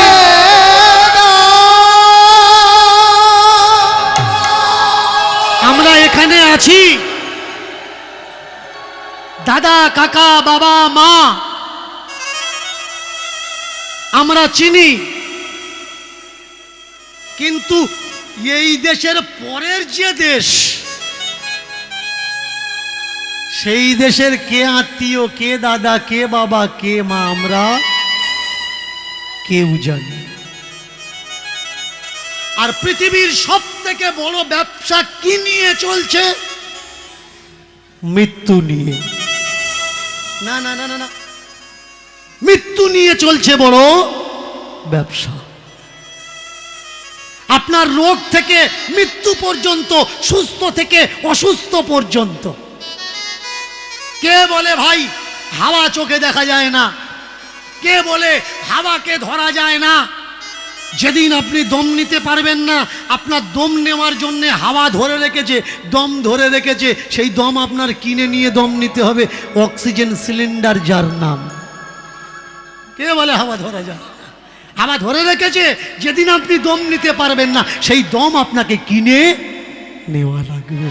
আজকে তাকিয়ে দেখুন, ছোট্ট ছেলেটা গুরুদেবকে জিজ্ঞাসা করছে, গুরুদেব আমার বাড়ি কোন বাড়ির কথা বলছে? এই ওসব কথা না, তোর এখানকার বাবা কোথায়? বলে চলুন তাহলে বাবার কাছে নিয়ে যাই। হ্যাঁ তোর বাবার কাছে চল, সেখানে গেলে আমি তোকে ভগবান দেব। বাবার কাছে এসেছে, জমনি এসেছে, বৈরাগী দেখে অনুরাগের জন্ম হলো। দাঁড়িয়ে থাকা মানুষটা ছুটে গিয়ে বৈরাগীর পায়ে জড়িয়ে ধরলো। মায়েরা এতক্ষণ আমার অনেক কথা শুনেছেন, কিন্তু এই কথাটা মন দিয়ে শুনবেন। এটা যদি না শুনে বাড়িতে যান, তাহলে জানবেন কীর্তন শুনতে এসে আপনি কিছু শোনেননি। ভালো করে মন দিয়ে শুনুন। কোনটা ভালো গোসাই, কোনটা খারাপ গোসাই, যারা চিনতে পারে তারা জানে। কিন্তু আমরা যারা সাধারণ সংসারিক মানুষ, আমরা তো আর জানি না কোনটা ভালো গোসাই, কোনটা খারাপ গোসাই, কোনটা ভালো তিলক কাটা মানুষ, কোনটা খারাপ তিলক কাটা মানুষ, কার মনে কি আছে। আমাদের কর্তব্য কি? তার ভেতরে খারাপ আছে থাক, বাইরেরটা তো আমার ঠাকুরের ভক্ত, সে সেজেছে, তার ভেতরটা যাই পারে হয় হোক, বাইরেরটা তো ঠাকুরের অনুরাগ দিয়ে রাঙানো হয়েছে। ঠাকুরের অনুরাগ দেখা মাত্র আগে লুটিয়ে পড়ে। আপনি বলবেন যে ঠাকুরজি আমরা শুধু ভালো গোসাইকে প্রণাম করব, খারাপ গোসাইকে প্রণাম করব না। তাহলে ভালো গোসাই চেক করতে করতে খারাপ গোসাইকে প্রণাম করবে না, খারাপ গোসাই প্রণাম করবে না। কোন দিন দেখা যাচ্ছে তোমার বাড়িতে তোমার দরজায় ভালো গোসাই এসে দাঁড়াবে, কিন্তু সেদিন ভালো গোসাই এলেও তোমার তো প্রণাম করার অভ্যাস নেই। প্রণামটা করবে কি করে? এর জন্যে ভালো দেখলেও করো, খারাপ দেখলেও করো। কারণ খারাপকে প্রণাম করতে করতে কোন সময় তোমার দরজায় ভালো এসে যাবে তুমি তো চিনতে পারবে না। কেশবের বাবা বৈরাগী দেখার সঙ্গে সঙ্গে ছুটে গিয়ে পায়ে পড়েছে, আসুন আসুন মহারাজজি, আসুন গ্রহণ করুন। ও, এর জন্যে বুঝলাম ছেলেটা এমন কেন। বাবা যেমন হয় ছেলেও তেমন হয়, তবে ব্যতিক্রম কিছু আছে। বাবা যেমন হয় ছেলে তেমন হয় না। বাবা সাধু, ছেলে সাধু যে হবে কোনো সার্টিফিকেট নেই, অসাধুও হতে পারে, তবে ব্যতিক্রম কম। বেশিরভাগই দেখা যায় বাবা ভালো তো ছেলে ভালো, বাবা খারাপ তো ছেলে খারাপ, ব্যতিক্রম কমটা হয়। এইবার তাকিয়ে দেখুন, এই সংস্কার সংস্কৃতি দেখে সাধু বাবাজি কেশবের বাবাকে বলে উঠলে, ওরে আমার কেশবের বাপ, আজকের বড় বিপদে পড়েছি বাবা, এই বিপদ থেকে আমাকে বাঁচা। কিসের বিপদ? এই বিপদ থেকে আমাকে রক্ষা কর। কিসের বিপদ? এই দেখ বাবা, তোর ছেলে আমার কাছে কি চাচ্ছে জানিস? ভগবান চেয়ে চেয়ে আনিল হে থা, ভগবান চেয়ে আনিল হে ঠাই। ভগবান চেয়ে চেয়ে আনিল হে থায়। ভগবান চেয়ে আনিল হে ঠাই। বলে দাও ভগবান আমার হাতে ঝুলিতে আছে তাই। বলো দাও ভগবান আমার হাতে ঝুলিতে আছে তাই। বলে বলে দাও ভগবান আমার হাতে ঝুলিতে আছে তাই। বলে দাও ভগবান আমার হাতে ঝুলিতে আছে তাই। আহা নইলে আমি ছাড়বো না, নইলে আমি ছাড়ব না, নইলে আমি ছাড়বো না। নইলে আমি ছাড়ব না। দাও দাও ভগবান নইলে আমি ছাড়বো না। দাও দাও ভগবান নইলে আমি ছাড়ব না। আমার এই ছোট্ট হাতে নইলে আমি ছাড়বো না। দাও দাও ভগবান নইলে আমি হরি হরি বল, হরি এই ছোট্ট হাতে নইলে আমি ছাড়ব না। দাও দাও ভগবান নইলে আমি ছাড়ব না। আমার এই ছোট্ট হাতে নইলে আমি ছাড়ব না। না না না না না, নইলে আমি ছাড়বো না। আড়ালে ডেকে নিয়ে গিয়ে কেশবের বাপ গুরুজিকে বলছে, গুরুজি, গোসাইজি, প্রভুজি, যা চায় আপনি দিয়ে দিন। অনেক কষ্টে আমি বিশ্বাস জন্মেছি ঈশ্বরের প্রতি, ভগবানের প্রতি, যা চায় ওর হাতে তুলে দিন। কিন্তু গুরুজি বলে উঠলেন, এ বাবা, আমার কাছে তো 10টা ভগবান নেই, একটা আছে, তা ওকে দিলে আমার ঝুলিতে কি থাকবে? আচ্ছা গুরুদেব, ভগবান কটা? ভগবান কটা? 10টা কি? ভগবান তো একটা, তা ঝুলিতে কটা থাকবে? 10টা থাকবে কি? একটা থাকবে। বাহ বাবা, কে আবার, ও তো 10টা ভগবান চাইনি গো, ও একটা ভগবান চেয়েছে। দাও না, একটা ভগবান দাও না। কিন্তু হায়, মানুষ হয়ে আমরা চিনি না ভাই কোনটা আসল ভগবান আর কোনটা নকল ভগবান। মায়েরা, কীর্তন শুনতে এসেছেন যারা, মন দিয়ে শুনছেন তো? শুনছেন তো? যারা শুনছেন না জোর করে উলুধ্বনি দিন।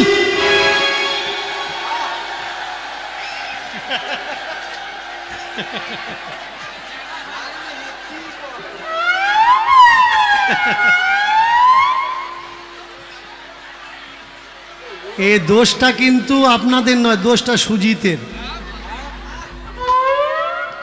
শুনতে পাননি, তার তো শুনতে পাননি বলেই তো উলুধ্বনিটা দিয়েছেন। মায়েরা আবার যারা কীর্তন শোনেননি জোর করে উলুধ্বনি।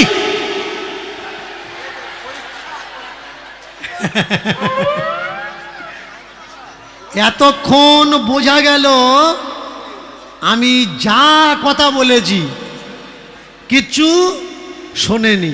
আমি লক্ষ্য করছিলাম যখন আমি অনুরোধ করে এদের পাঠালাম, মানুষ কিরম চঞ্চল হয়ে গেল, এদিকে এই এবার টাকা চাইবে, এবার টাকা চাইবে, দেখ আসতেছে, দেখ। এটা কীর্তন না, শুনতে হবে, সুটা নিতে হবে। শুধু নিলে হবে না, গ্রহণ করতে হবে, খেতে হবে। কেউ কাঁচা জাল হাতে দিয়েছে, ঝাল লাগবে কি? মুখে দিতে হবে, চিবোতে হবে, ঢোক মারতে হবে, তবে ঝালের স্বাদ বোঝা যাবে। শুধু কীর্তনে এলে হবে না, কীর্তন মুখে নিতে হবে, গিলে ভেতরে নিতে হবে, তবে অনুভব হবে, না হলে অনুভব হবে না। বাবারা, আপনারা যারা কীর্তন শোনেননি জোর করে বলুন নিতাই গৌর হরি বল। না, এটা মাইকের গন্ডগোল ছিল, আরেকবার বললে হবে হয়তো।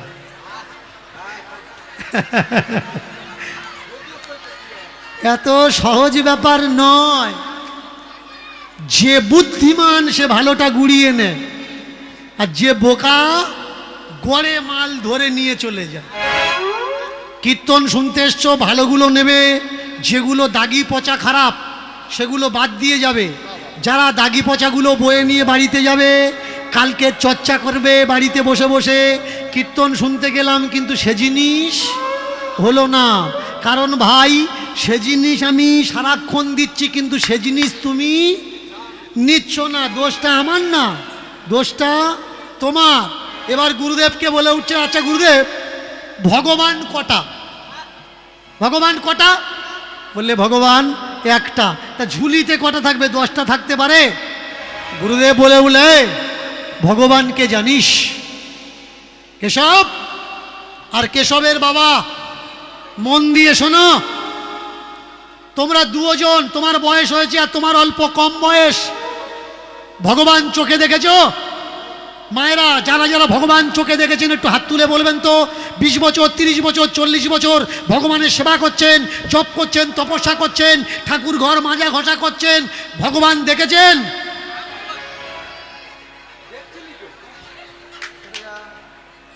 ভগবানের সঙ্গে ঘুরেছেন, ভগবানকে খাইয়েছেন, ভগবান আপনাকে খাইয়েছে, ভগবান আপনার দুঃখে কেঁদেছে, ভগবান আপনার আনন্দে হেসেছে, হেসেছে, কেঁদেছে, এসেছে, ঘুরেছে, খেয়েছে, খাইয়েছেও। আপনারা বুঝতে পারেন।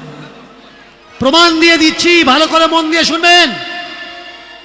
আমি ওই মন্দিরের পাথররূপী ভগবানকে বলছি না। যে পাথর বুকে নিয়ে, পাষাণ সম যন্ত্রণা বুকে নিয়ে আপনাকে পেটে ধরে এই পৃথিবীর আলোটা দেখিয়েছে, সেই মা।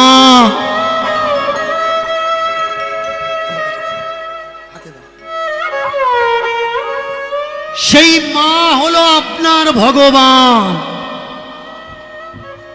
মেয়েরা বিয়ে হয়ে শ্বশুর বাড়িতে আসে, মা ছেড়ে দিয়ে মা পায়। আপনারা যারা ভগবানের সেবা করছেন, শাশুড়ির সেবা করেন তো? আমি বলবো না, হাত তুলে লজ্জিত হন বা অপমানিত হন, বুকে হাত দিয়ে বলবেন, ভগবানের ঘরে 3 বার ঢোকেন, শ্বশুর শাশুড়িকে দিনে কবার সেবা যত্ন করেন। আমি বলছি না মন্দিরে যাবেন না, মন্দিরে অবশ্যই যাবেন, কিন্তু শ্বশুর শাশুড়িকেও তো দেখার দরকার।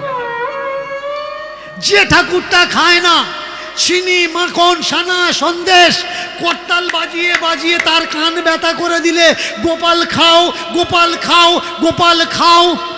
আর যে একটু খাওয়ার জন্যে পাশের বারান্দাতে বসে আছে, তার কাছে কখনো গিয়ে বলেছো বাবা খাও, মা খাও?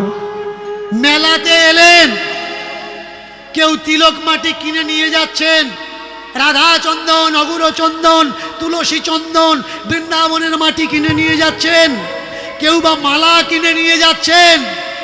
তাহলে বলুন তো, বাবা মায়ের জন্যে আজকের এই চন্দনেশ্বর থেকে যখন ফিরে যাবেন, বাবা মার জন্য কিছু নিতে পারেন বা না নিতে পারেন, বাড়িতে গিয়ে বাবা মার পায়ে একটা প্রণাম করবেন। আর সে যদি বলে যে কেন রে বাবা এত রাত্রে আমার প্রণাম করছিস, আপনি বলবেন যে বাবা কোথার থেকে একটা পাগল মানুষ এসেছিল, সে এসে শিখিয়ে দিয়ে গেছে ঠাকুর ঘরের পাথরটা অরিজিনাল ভগবান নয়, অরিজিনাল ভগবান তুমি আর আমার মা। আপনি সামনে দেখতে পাবেন আপনার ভগবান আপনার জন্য কাঁদবে, আপনি সামনে দেখতে পাবেন আপনার ভগবান আপনাকে বুকে জড়িয়ে ধরবে, আপনি দেখতে পাবেন আপনার ভগবান আপনাকে বলবে যে তোকে জন্ম দিয়ে আমার জীবন আজকে ধন্য হয়ে গেছে। কে বলে ভগবান খায় না? আমরা যে ভগবান খেতে চায় তাকে কখনো খাওয়ার চেষ্টা করি না। অনেকে বলে বাবা মাকে কেন ভাত দেবো, বাবা মা কি করেছে আমার জন্য? ভাই, যে ক্ষমতার বলে তুমি বাবা মাকে অস্বীকার করছো, ওই ক্ষমতাটা তোমার বাবা দিয়েছে, তোমার মা দিয়েছে। যাকে বলছো বাবা মা আমার কি দিয়েছে, যে মুখ দিয়ে বলছো না, ওই মুখটা তোমার বাবা মা দিয়েছে, ওই জিহ্বাটা তোমার বাবা মা দিয়েছে। কীর্তন শোনা সার্থক কখন হবে জানেন? যখন ঠাকুর ঘরে সেবা করছেন করুন, কোনো আপত্তি নেই, আমি বলবো না ঠাকুর ঘরে ঢুকবেন, কিন্তু ঠাকুর ঘরে 3 বার ঢুকছেন, শ্বশুর শাশুড়ির কাছে বাবা মার কাছে দিনে অন্তত একবার যান। আরতিটা 10 মিনিট ধরে করছেন, 5টা মিনিট বয়স্ক বাবা মার পাটা টিপে দিন। ঠাকুরকে গান শোনাচ্ছেন, সারাদিন কি করেছেন বয়স্ক বাবা মার কাছে বসে তাদের সঙ্গে গল্প করুন যে বাবা আজকে সারাদিন এই হলো, আজকের এই করলাম, এখানে এখানে গিয়েছিলাম। আপনার জীবন্ত বাবা মা প্রত্যেক দিন যদি আপনি যান না সন্ধ্যের সময় তাদের কাছে, যদি একটা সন্ধ্যা না যান, সে অপেক্ষা করবে কই আজকের আমার ছেলে আসলো না, তো খোঁজ নেবে আপনাকে যে হ্যাঁ রে খোকা, প্রত্যেক দিন সন্ধ্যার সময় আমার কাছে আসিস, আজকের কি হয়েছে আসলি না? কিন্তু ওই পাথরের ভগবানটা 20 বছর 30 বছর সেবা করবেন, যদি 3 মাস অসুস্থ হয়ে পড়ে থাকেন, সে কিন্তু আপনার খোঁজ নেবে না। এখানেই তো প্রমাণ হয়ে যায় কে আসল ভগবান। সেই আসল ভগবান ফেলে আমরা নকল ভগবান শুধু পূজা করলাম গো, খাওয়ালাম, যত্ন করলাম, কিন্তু আসল ভগবান আমরা চিনলাম না। গুরুজি, ভগবান একটাই হয়, ভগবান দুজা না। भगवान भगवान भाग्य को जो करता है निर्माण, वो है वास्तव में असलियत में भगवान। कौन है भगवान? जो खाने को देता है, जो पीने को देता है, तुम्हारे लिए तरसे जाते हैं जिसका प्राण, वही है तुम्हारे भगवान। जो तुम्हारे दुख में रोते हैं, जो तुम्हारे सुख में हंसते हैं, जो तुम्हारे हाथ पकड़ के चलना सिखाते हैं, जो तुम्हारे जुबा पे बोली देके तुम्हें बोलना सिखाते हैं, वही है तुम्हारे पास तुम्हारे भगवान। एक काज করুন গুরুদেব, ঝোলাতে যেটা আছে ওটা আমার ছেলেকে দিয়ে দিন, আপনি ওর গুরু হয়ে যান। এটা দেওয়া যাবে না রে, আমার কাছে একটাই আছে।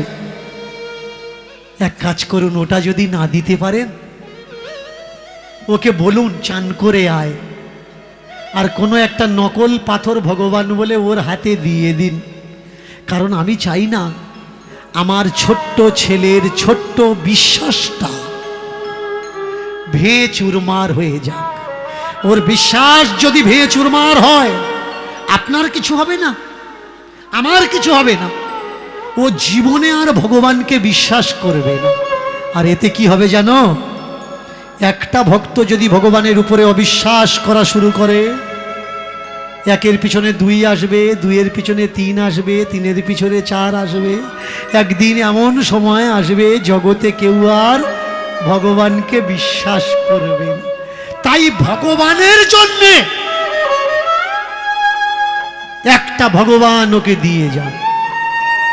গুরুজি বলে, উল্লেখ হোগা ভগবান নিবি? বলে হ্যাঁ নেব। বলে এক কাজ কর, স্নান করে আয়। স্নান করে আয়। কেন? বলে ভগবান নিবি তা চান করবি নে, চান করবি তারপর তো ভগবান নিবি।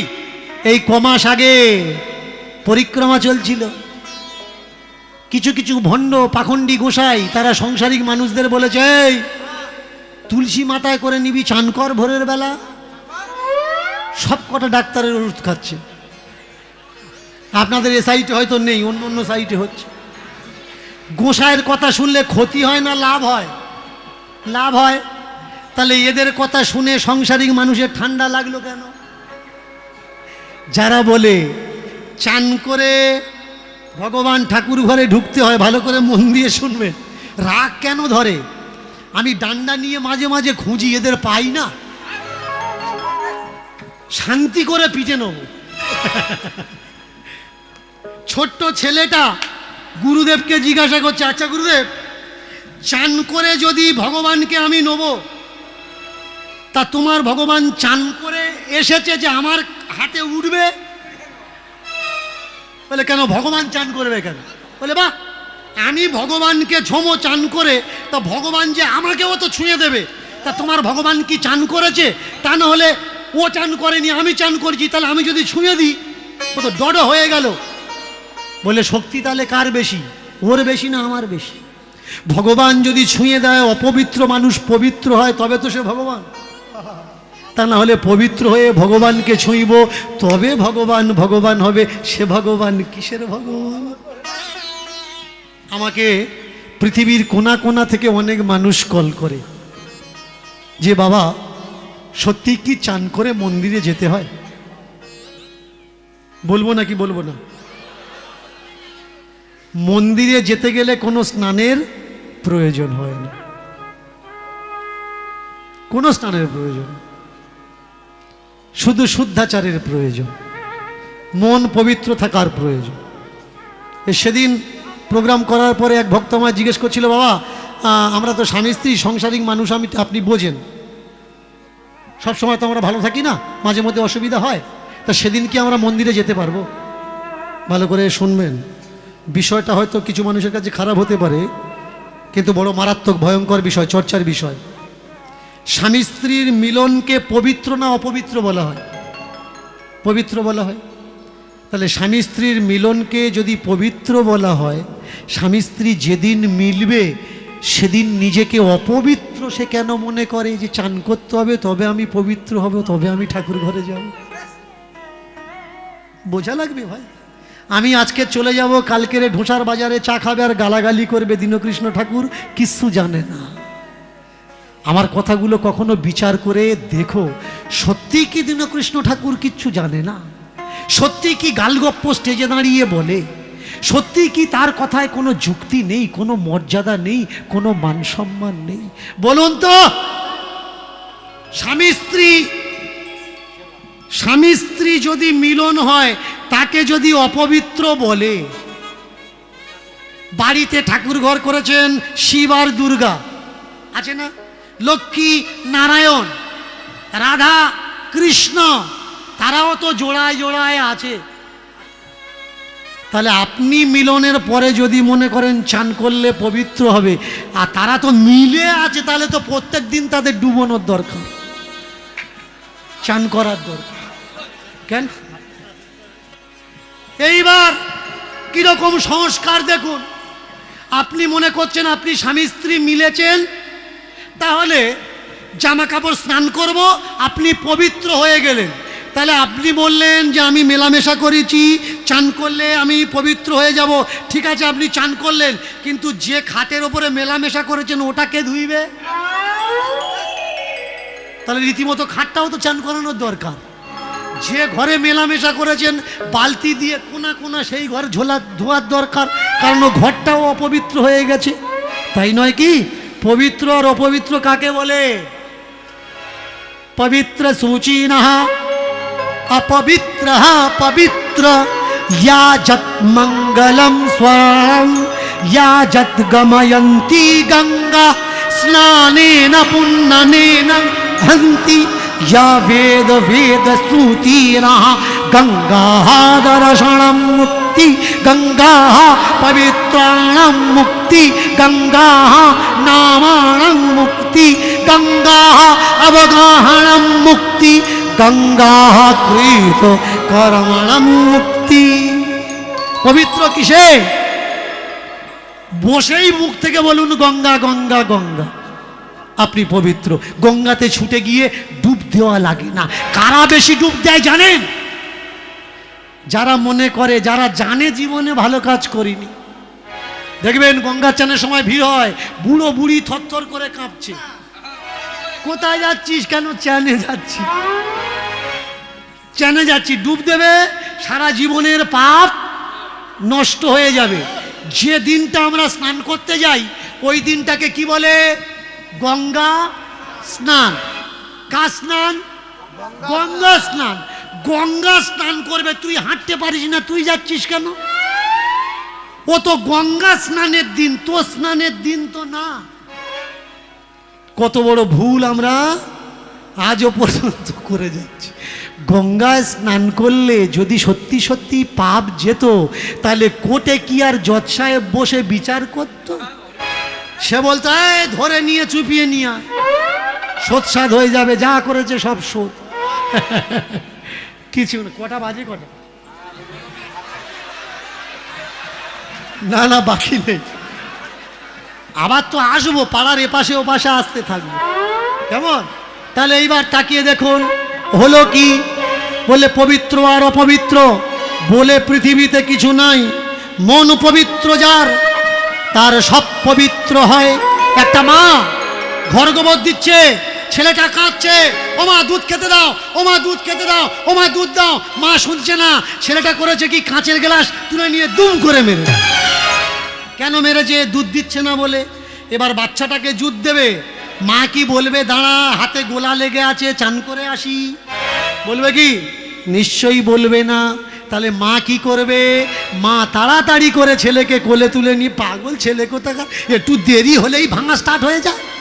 তাহলে ভগবানের সঙ্গে সম্পর্কটা কি? বাবার ছেলে, মার ছেলে। ভগবানের কৃপা আমরা পাচ্ছি না কেন? তিনি যে জগৎ পিতা, আমরা তাকে পিতা বলে মনে করি না। তিনি যে জগৎ মাতা, তিনি যে সৃষ্টির স্রষ্টা, তা বলে কেউ আমরা মনে করি না। যদি মনে করতাম তাহলে আমরা সূচি আর অসুচি বলে কোনো সময় ছুটে পুকুরের ঘাটে যেতাম না। ভাই, গুরু তোমাকে দীক্ষা দিয়েছে, দীক্ষা দেওয়ার পরে কোন সময় তোমার ভাই বোনের কাছ থেকে কেড়ে নিয়েছে তুমি বুঝতে পারো। কোন সময় তোমার আত্মীয় বন্ধু বান্ধবদের কাছ থেকে কেড়ে নিয়েছে তুমি বুঝতে পারোনি। তোমার বড় দিদি, সেও তোমাকে জল দিতে ভয় পাচ্ছে যে ওরে তুই কি আমাদের বাড়িতে খাবি? কেন? তুমি দীক্ষা নিয়েছো, বলতে পারো ভাই। দীক্ষা নিলে তো সে মহান হয়, সে জ্ঞানী হয়। তবে মানুষকে নিন্দা কেন করে? তাই দীক্ষা নিলে তো সে সর্বসম জ্ঞান ও সমভাব, এই চিন্তা করে। তাহলে দীক্ষা নেওয়ার পরে এ ছোট, এ উঁচু, এ বড়, সে কেন ভাবে? এ ভাবনাটা দীক্ষার ভাবনাটা না। তুমি অসৎ গুরুর পাল্লায় পড়ে গেছো। আর তোমরা যারা চাঁদা দিচ্ছ এইসব ভণ্ড পাখণ্ডী চিটিং মাছদের, আমি বলবো বাড়িতে আসলে চাঁদা দাও। বাড়িতে আসবে, অনুষ্ঠানের জন্য চাঁদা অবশ্যই দেবে। 100 জায়গায় 200 দেবে। বলবো দিতে পারি, আমার হাতে জল খাওয়া লাগবে। যদি খায় দেবেন, আর যদি না খায় বলবে আগে খাওয়া শেখো তারপরে দেব। যে তোমার জলে অসুবিধে, যে তোমার ঘরে অসুবিধে, যে তোমার রান্নাঘরে অসুবিধে, যে তোমার বসায় অসুবিধে, তাহলে সে তোমার টাকায় অসুবিধে নেই তার। যে তোমার টাকা চায় কিন্তু তোমাকে চায় না, যে তোমার টাকা চায় তোমার সেবাটা চায় না, ও কখনো গোসাই বৈদিকই হতে পারে না। আমি বলবো ভাই, ওরম গোসাই জীবনে হয়েও না, যে টাকাটা দরকার আর তোর দরকার। আমাকে অনেকে বলে, এই দেখো অসৎ লোকের সঙ্গে চললে আমরা কেন খাই না জানো? যারা সদাচারী নয়, অসদাচারীর সঙ্গ করলে সে অসদাচারী হয়ে যাবে, মানে তার সঙ্গে কোথায় যাওয়া যাবে না। আচ্ছা ভাই, যে ভ্যানওয়ালার ভ্যানে উঠেছো, তুমি এখান থেকে বারোসাতে যাবে, গোচরণে যাবে, শিয়ালদায় যাবে, কখনো জিজ্ঞেস করেছো, খোঁজ নিয়েছো সে সদাচারী কিনা? কারণ ওর সঙ্গে 10 মিনিট থাকলেও তো তুমি থাকবে, তুমি অসদাচারী হয়ে যাবে না তো? যে ট্রেনের টিকিটটা কেটে তুমি শিয়ালদায় যাচ্ছ, ড্রাইভারকে চেক করেছো ওর গলায় মালা আছে কিনা, ও তিলক আছে কিনা, ও সদাচারী কিনা? কারণ ও চালিয়ে নিয়ে যাবে কোথায়? অসদাচারী কোথায় যায়? নরকের দিকে যাবে। তুমি টিকিট কেটেছো নরকে যাওয়ার জন্য না স্বর্গে যাওয়ার জন্য? চেক করবে। ওর বেলা চেক না, আমাদের বেলায় চেক। সংসার যদি না থাকতো, বলুন তো ওরা থাকতো? সাধু হয়েছিস কেন? ত্যাগ দেওয়ার জন্যে তো। তোদের কিরকম ত্যাগ? প্রত্যেক বছর একতলা করে বেড়ে যাচ্ছে। কিরকম ত্যাগ তোদের, যে তোরা সাধু হয়েছিস আর প্রত্যেক বছর একতলা করে বেড়ে যাচ্ছে। পাঁচিল দেবো, চাঁদা তোল, ভর কর। ঠাকুর তোর বলেছে যে আমার অট্টালিকায় রাখ? ঠাকুর তোর বলেছে আমার অট্টালিকায় রাখ? এই ইস্কন মন্দির একটা বড় ভিক্ষার লাইন আমি বন্ধ করে দিয়েছি। ভালো করে মন দিয়ে শুনবেন। ইন্টারনেটে ভিডিও আপলোড করে এরা বলছিল যে ভগবানের থাকার ঘর তৈরি করব, যে যেভাবে পারবে সাহায্য করো। আমি বললাম, তাহলে এতদিন ভগবানের থাকার ঘর ছিল না, তোরা তৈরি করবি তবে ভগবান থাকবে। দেখবেন সোশ্যাল মিডিয়াতে এরা অ্যাডভার্টাইজ দিচ্ছে, ইস্কন মন্দিরে কিভাবে দীক্ষা নেবেন। মানে দীক্ষা নেওয়াটা এদের কাছে বিশাল শক্ত ব্যাপার। 3-4 জায়গায় পরীক্ষা দিতে হবে, চেক করে তারপরে এরা নেবে। এবার প্রচার করছে কি? এবার প্রচার করছে দুপুরবেলার ভোজন 205 টাকা, দুজনের থাকার জায়গায় ফ্রি। তোরা সেই যদি থাকা খাওয়ার হোটেল করবি, মন্দিরে গেলি কেন? বিজনেসটা তো এপারে করতে পারতিস। কষ্ট কোন জায়গায়? এদেরই ধর্মগুরু স্টেজে বসে এদের শিষ্যদের শিক্ষা দিচ্ছে। বিদ্যাসাগর, শরৎচন্দ্র, বঙ্কিমচন্দ্র, ক্ষুদিরাম, বিশ্বগুরু, রবীন্দ্রনাথ ঠাকুর। এরা কুকুর, এরা শুয়োর।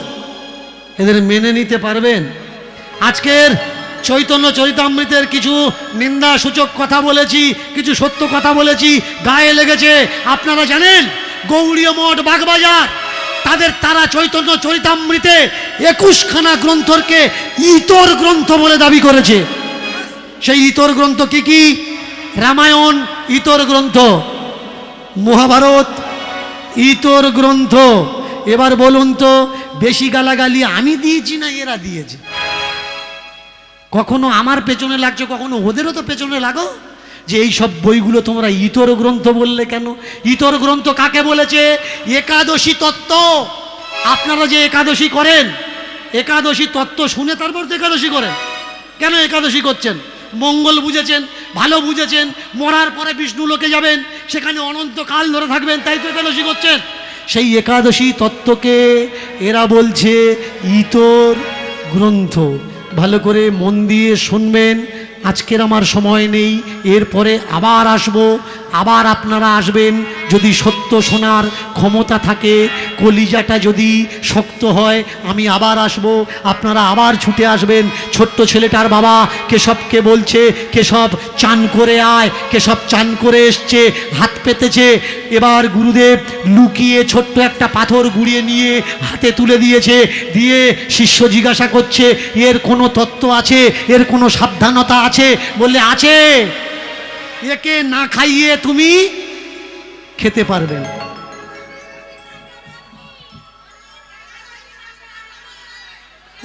এই দেখো বলেনি রে,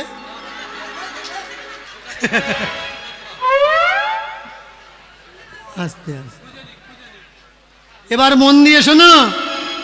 হয়েছে কি, কেশব ছোট্ট একটা নকল নুড়ি পাথর, শালগ্রাম শিলা নয়, হাতে তুলে দিয়েছে, দিয়ে বলে শোনো, না খেলে তুমি যেন খেও না, না খাইয়ে যেন খেও না। কেশব বলে গেছে বিপদে, গুরুদেব তো চলে গেছে।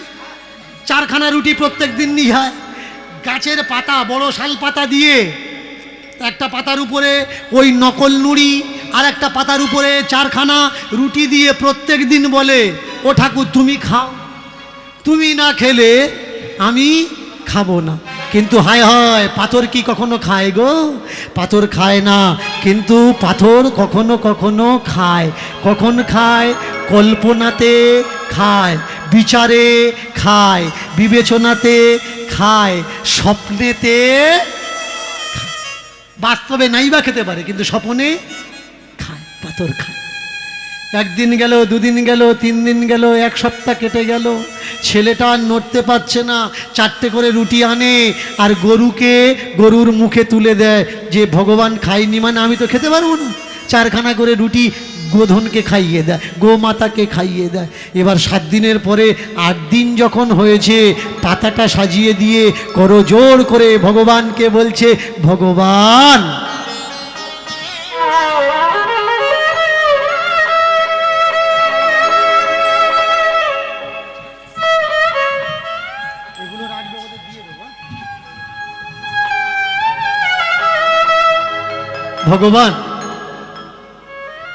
ভগবান তুমি মরবে না, কারণ তোমার মৃত্যু নেই। কিন্তু আমি তো ভগবান নয়, আমি মানুষ। না খেয়ে থাকলে আর কদিন বাঁচবো বলো? মরে যাবো তো। তুই খা, তবে তো আমি খা ভগবান, তুমি খা। ভগবান খাচ্ছে। আজকে নিয়ে 8 দিন না খেয়ে আছে। আমি তো ছোট্ট ছেলে বলো, এতদিন না খেয়ে থাকতে পারি? এই দেখো, আমার খাওয়ার জন্য আমি বলছি না, আমি কার জন্য বলছি জানো? আমি তোমার জন্য বলছি। কারণ তুমি যদি না খাও আমি মরে যাব, আর আমি যদি মরে যাই, কাল থেকে কেউ আর তোমাকে ভগবান বলবে না।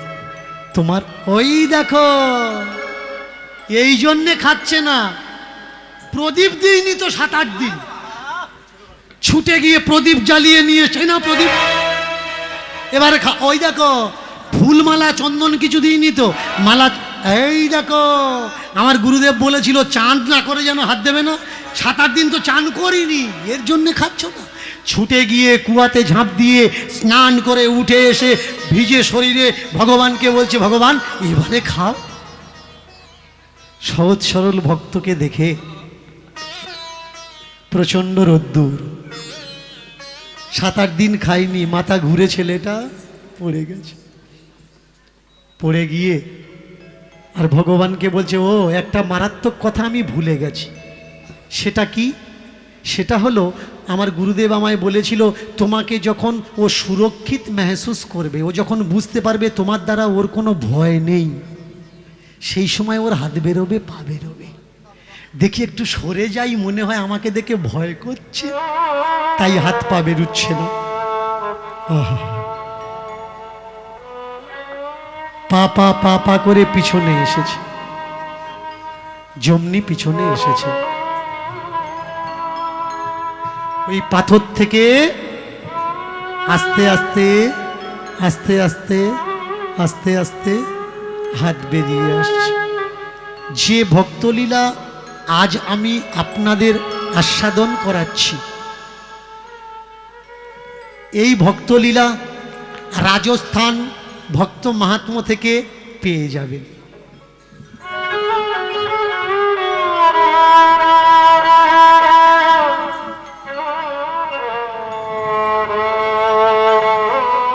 তাহলে আস্তে আস্তে এবার কেশব যখন সরে এসেছে, আস্তে আস্তে আস্তে আস্তে করে হাতটা বের করলো, দুটো পা বের করলো, মাথাটা বের করলো।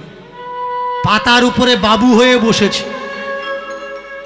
রুটি কেটে কেটে খেতে খেতে একটা রুটি দুটো রুটি খাওয়া হয়ে গেছে, দুধ থেকে বালির তপ্ত বালির উপরে বসে লক্ষ্য রেখেছে খাচ্ছে কিভাবে, কেটে কেটে টুকরো টুকরো করে দুটো রুটি খাওয়া হয়ে গেছে। এবার 3 নাম্বার রুটিতে যখনই হাত দিয়েছে, কেশব ছুটে গিয়ে মাত্র হাত ধরেছে। ভগবানের হাত ধরে বলে বলে, 4টে রুটি সামনে আছে দেখছো না, তুমি না খেয়ে আছো, 8 দিন তো আমিও না খেয়ে আছি, তাহলে তুমি দুটো খেয়েছো মানে আমার জন্য তো দুটো রাখো, তুমি কি হিসাব জানো না? যিনি জগদীশ্বর, তার কাছ থেকে কি রুটি টানাটানি কাড়াকাড়ি করে পারা যায় গো? ভক্ত পারলে না, এইভাবে মুঠো মেরে দুটো রুটি নিজের কাছে টেনে নিয়েছে, নিয়ে বলে উঠলে, কেশব আমি সব জানি,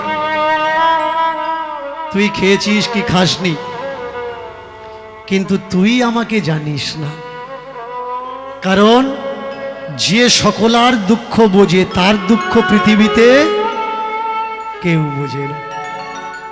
এই সংসারের যে কর্তা, যিনি বাস্তব সংসারের কর্তা, যার মাথার উপরে সংসার, সে সবাইকে জিজ্ঞেস করে, বাবা খেয়েছে, মা খেয়েছে, ভাই খেয়েছে, বৌমা খেয়েছে, কিন্তু যে সংসার চালাচ্ছে তাকে কেউ কখনো জিজ্ঞেস করে না তুমি খেয়েছো। কারণ তার দুঃখ নেওয়ার মতন সংসারে কেউ নেই। কেশব তুই খাবি কেন, আমি তোর বদনে দিই, তুই খেয়ে নে। কেশব আমার শোন শোন শোন, তোর বদনে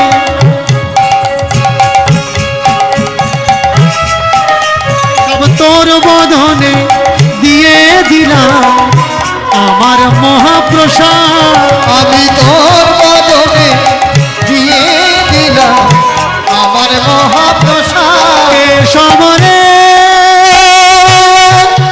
কেশব রে কেশব রে, তোর বদনে দিয়ে দিলাম। বাকি আছে কিন্তু, বাকি আছে, উঠবেন না, একটু বসুন, একটু। তোর বদনে দিয়ে দিলাম কেশব মহাপ্রসাদ। ভগবান কেশবের মুখে প্রসাদ দিল, দিয়ে ভগবান বলছে, কেশব তুই আমাকে খাইয়েছিস, আমি তোকে খাইয়েছি, তুই যেন কাউকে বলবি না, যদি বলিস তাহলে তারপর থেকে আর তোর হাতে আমি খাবো না। ভক্ত বলে উঠলে, ভগবান আমারও একটা প্রতিজ্ঞা আছে, যদি স্টেজে কেউ আসবেন না, দয়া করে স্টেজে আসবেন না, পয়সা এখন দেওয়ার নয়, এইবার যদি তুমি আমার হাতে রুটি খেতে চাও তাহলে আমি গরু চড়াই, তোমারও গরু চড়ানো লাগবে। ভগবান আর ভক্ত একে অপরের কথা শুনে বার্তালাপ, প্রেম উপলব্ধি হলো। এবার ভক্ত আর ভগবানের মিলন হইল, এবার ভক্ত আরে ভগবানের মিলন হইল। চাঁদ বদনে প্রেমানন্দে হরি হরি বলো, আর চাঁদ বদনে প্রেমানন্দে হরি হরি বলো।